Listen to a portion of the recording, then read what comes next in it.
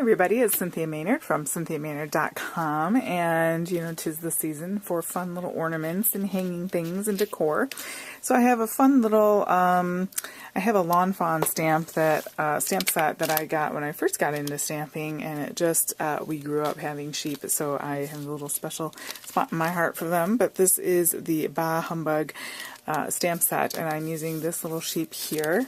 You see I have him ready to go. He is well loved and stained. And we're going to stamp him twice on some white cardstock here that's pretty sturdy. I have from my Silhouette Cameo 3, I have cut out this particular shape here without the circle. Is a file that is a label file that comes with 4 different styles of labels, and it looks like that, and I just made it bigger. And then I used another file with nesting circles, and I took one of the circles and I put it in the middle and stretched it a little slightly to make an oval, and I cut that out. So I have, and then you just copy that, and so you have exact you know, you have the exact same fit, because what we're going to do is we're going to make a little ornament with our sheep in the middle on a string. So you'll see how that goes. So you need 2 of those to cut out, or you could, if you've got dies that would fit the scenario where you're able to take 2 things and put them together, you just would require a hole in the middle for what we're going to do today. So anyway, I have those at the ready. I had got this, I had gotten this paper Tuesday morning, I believe, on clearance for like 2 something, so I got that out. Alright, so you need, I'm going to use a Tombow watercolor marker. You could use whatever you have. I'm using Tombow number 65, and I'm just going to do just a slight shading on him, because just to give him some depth. And I need to use some permanent ink, so I'm going to use black soot for that, because that's what I have. So ink that up really well. I do not have the dies for this set. I believe they make them. I do not have them. So I'm just going to fussy cut him out with my scissors. So just 2 sheep right in a row.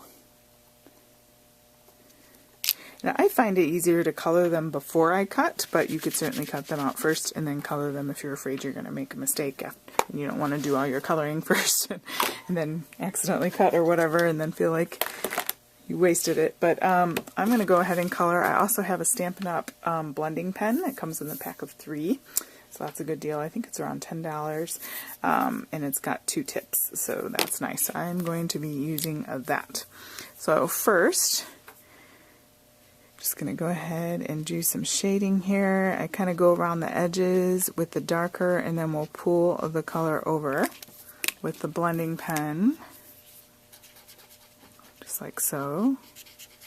This is not watercolor paper, so there's a tiny bit of pillage, but I'm not worried about it. But you could definitely do it out of watercolor paper.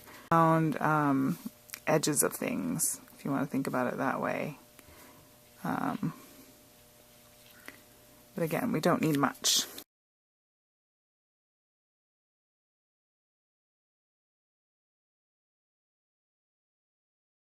I'm going to go in with 969, okay, and do a tiny bit on his ears and feet there. So again, just pulling some of that color down so it's not, I don't want it so bold and dark. So I like the shading effect that gives. If you have a brother scan and cut, which I do, you could cut him out on that. I'm just kind of being lazy here. He's gonna look cute, fussy cut out. It doesn't matter. But if you want to do that, if you're doing a whole bunch of these, I would definitely do that, because I wouldn't want a fussy cut out more than 2. So if you're making a ton of you know, Christmas cards or Christmas ornaments for people, you can definitely go that route.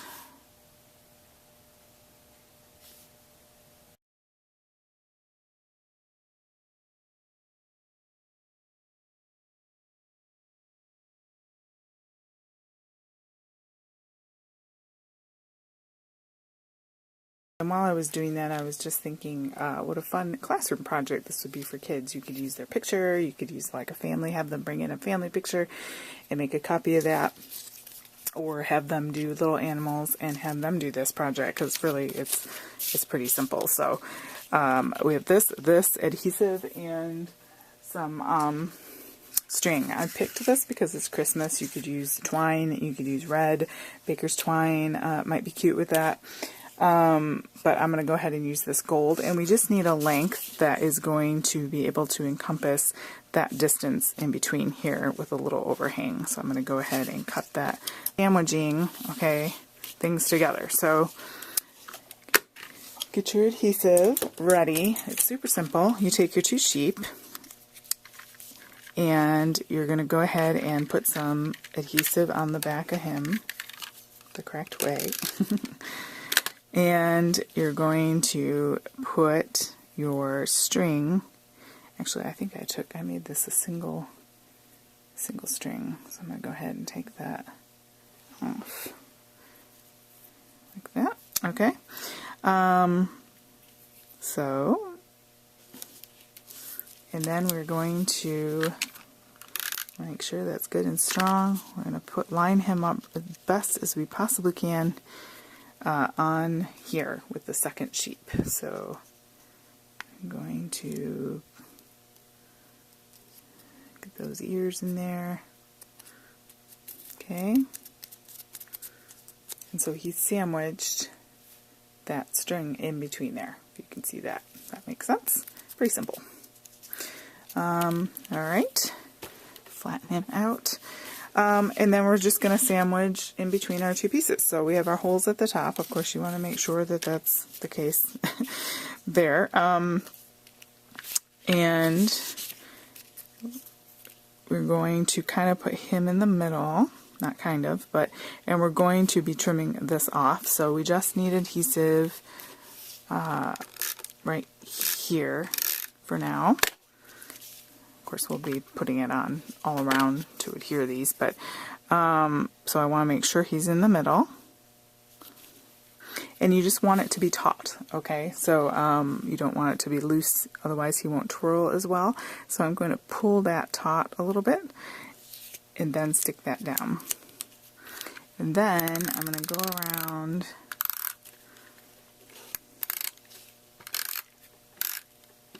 like so. And I'm also going to take this opportunity to trim. I'm going to use my fabric scissors for that because this is like yarn. And trim these off so they're not hanging out. Okay. And then we just want to make sure this part is lined up really well. So obviously pick a spot that, you know, you have to make sure that that's correct. Make sure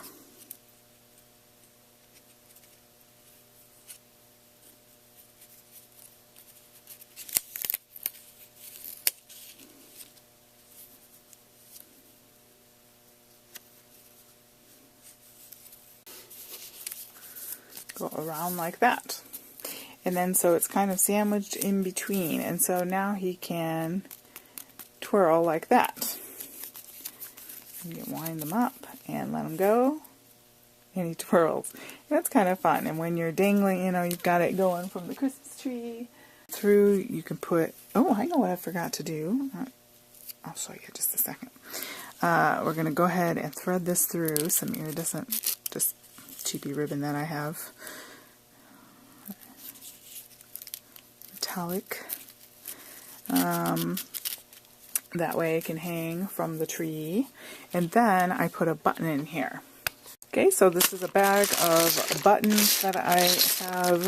I've got a gazillion buttons from sewing and whatnot, but this is a great chance to use one of those up. You can find one that works for you and looks Christmassy. That's an option. I like that one. Okay. And what that's going to do is the buttonhole, or the button where you normally attach, is going to fit right into this hole that's there from the tag cutout. And so I'm just going to put a little adhesive on there. I'm going to use some Aline's jewelry pendant, and I'm just going to put some, not very much, but just a little extra reinforcer around the edge there. Pop that through that hole.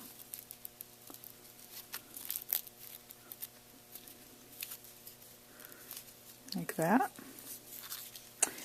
And you can cover that up if you want, otherwise it just looks like a eyelet or something like that, so it doesn't bother me. But you could put a bow around here to make that look a little more bow-like, or what have you. Do whatever you want. But I just want to show you that method there of encasing a little twirly sheep on there, and that could be an ornament. You can hang that from your mantle. You can make a bunch of different colors and different animals and string that across.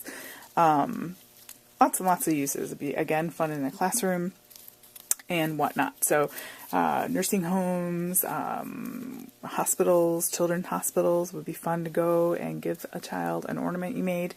Decorate their room, give them a little cheer. My husband's a nurse, and unfortunately, sick people don't get the holiday off, which is sad, but that's reality, and they have to spend Christmas in the hospital or with a loved one. So it's nice to take them a gift that they can hang up, and you handmade it for them. All right, guys, go ahead and give this video a thumbs up and subscribe to my channel if you're new here. If you like little DIY ways to use your stamp sets and Silhouette Cameo 3, and go check out my website at CynthiaMaynard.com. Thanks so much for spending your time with me today.